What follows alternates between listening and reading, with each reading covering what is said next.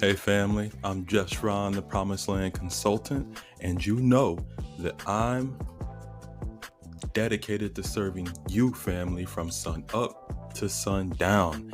Dedicated family to seeing you planted, growing, and manifesting in your promised land.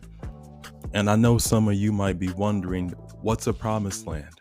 A promised land is a place where your HDA is, which stands for your hopes, your dreams, and your aspirations. It's that time, it's that space, and it's that place where you are operating at your optimal performance in any endeavor that you have goals in and have dreams of. And I believe that everybody needs somebody who is a promised land consultant in their life that will motivate them, push them, and envision them in their promised land. We all need one. Everybody needs to have one. Today's message has to do with trends.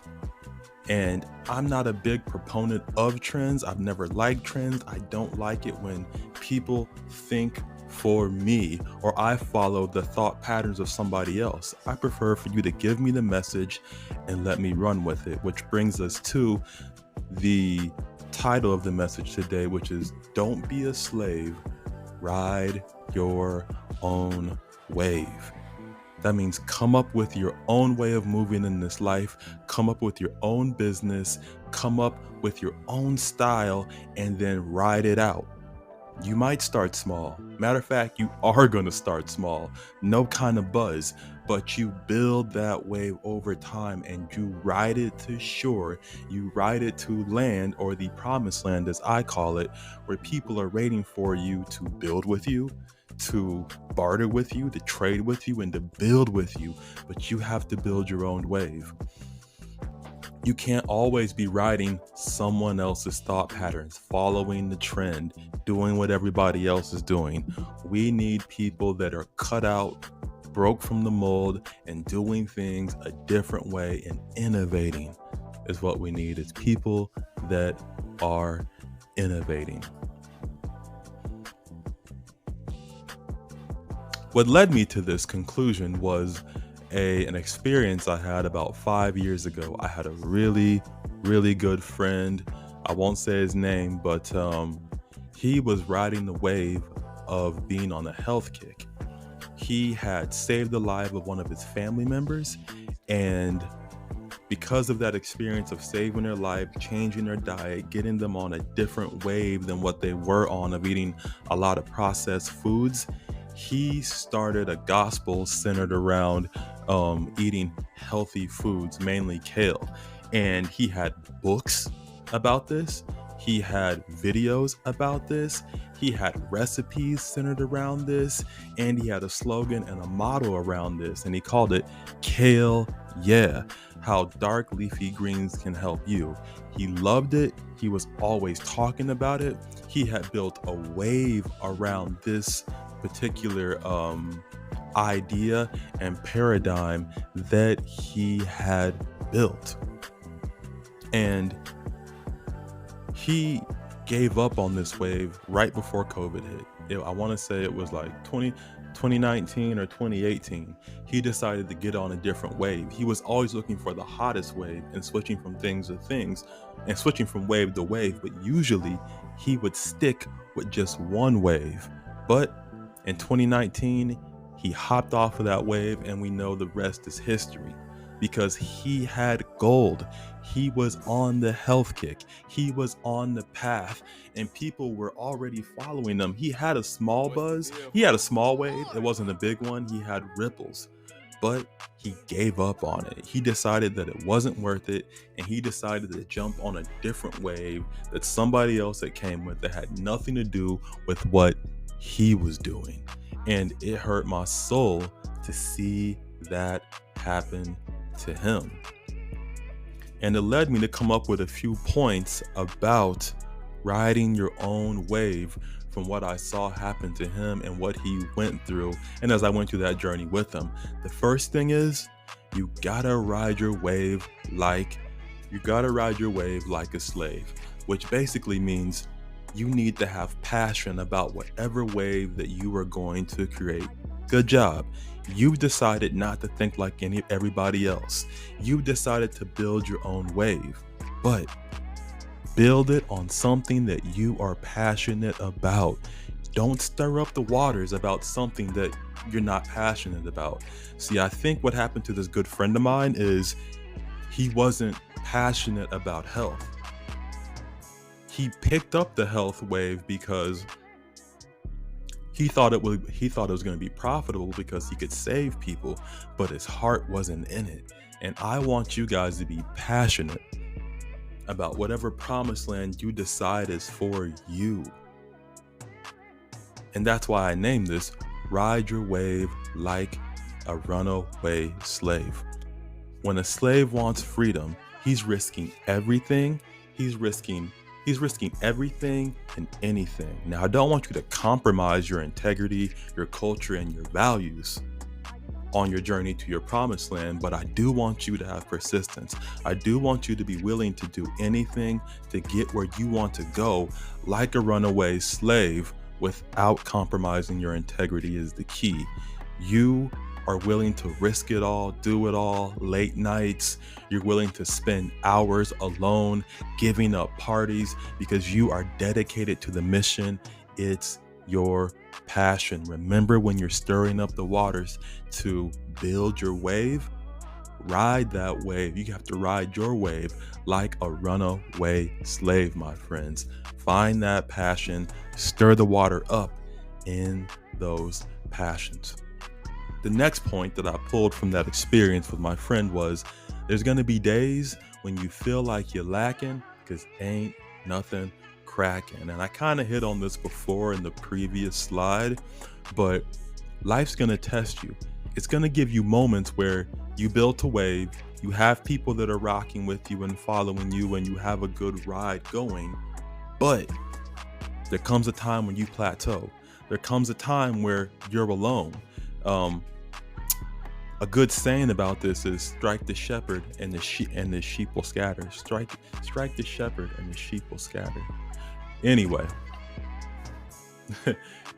strike the shepherd and the sheep will scatter, which basically means you're the leader, and when you get struck by hard times, everybody kind of flees from you. Same thing when you're starting the wave. You're riding it, people are riding it with you, they're telling you that you're doing a good job, and then you hit a block. Then you hit something that kind of disperses your wave, and you have to sit because nothing's cracking. You have to wait. You have to think. You have to sit. And that's where most people get stuck, is when nothing is happening, is when nothing is going their way in that moment. This is a test by life to see if you're going to give it up. See, life can't just give her riches to anybody. And when I say riches, I mean peace, I mean joy, I mean freedom, I mean wealth to do whatever you want. That's the joy. That's the peace of life, is being able to do what you want to do when you want to do it, to have time to yourself, to be able to control your time. And riding your own wave allots you that time. But life has to test you first to see if you are worthy of riding your own wave. And one of the hurdles, one of the trials and tribs that you're going to run into is going to be that plateau. When you had a way of going and you come to a moment where there's not a lot happening. There's not a lot of people around encouraging you. It's just, Those are the moments where you need to go inside, self-reflection, pray, fall back on your foundation. If it's God, whatever it may be, fall back on that foundation. Do that reflection. Do that work on yourself that needs to be done and the business, and watch how life opens up the waters for you and that next wave comes for you. All right. So remember that there's going to be days when you feel like you're lacking because ain't nothing cracking.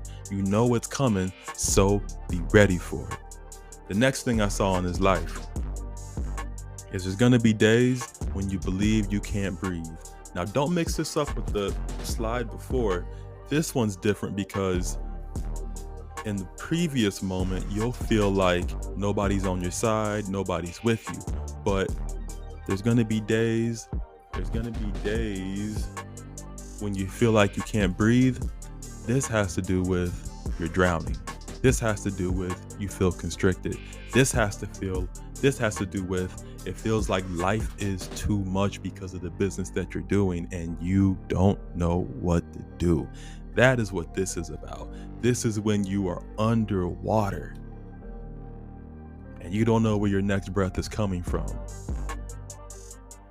And the key to this one is going to be fighting. The key to this one is to keep pushing. The key to this one is to keep moving and to get your head above water.